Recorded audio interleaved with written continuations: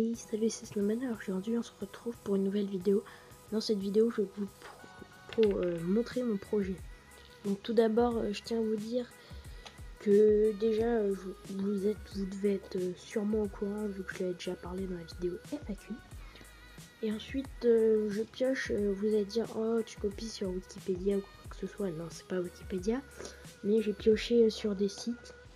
Donc bah oui, j'ai fait une feuille géante et j'ai copié, j'ai pioché sur des sites pour me faire moi-même mon propre truc.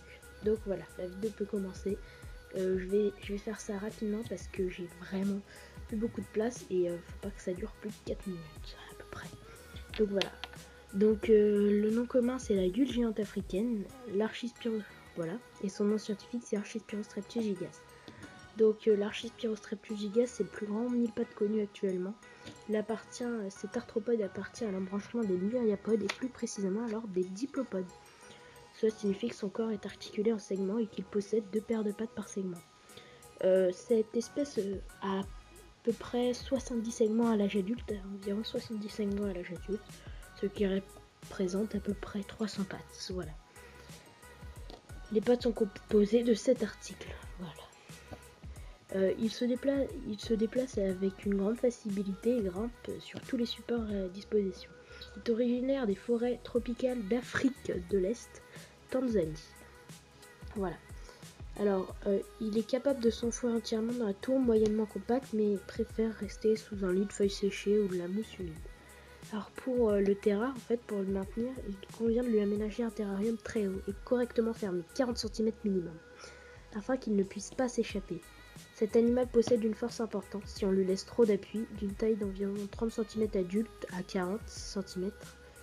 Il faut un terrarium d'au moins 40 cm de façade et de profondeur minimum. Donc pour le terrain, vous pouvez prendre des boîtes Action, je vous mettrai sûrement une photo si j'en trouve une, vraiment des grandes boîtes Action, vous mettez dessus et ça sera parfait. Un truc pour pas qu'il puisse s'échapper.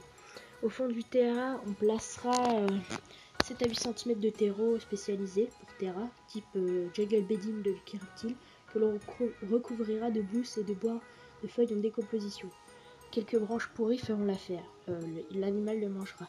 Pour la nourriture, il mangera des fruits, donc plus particulièrement la chair de courgette qu'il adore, des pommes, des fraises et les champignons, et bien sûr tout ce qui est feuilles en décomposition, etc. Mais il va manger moins de feuilles en décomposition que les autres tuiles. Il faudra lui mettre une gamelle d'eau qu'on changera tous les 2 jours, et aussi des Beetle Jelly, ça c'est si on le veut, il mangera aussi les Beetle Jelly.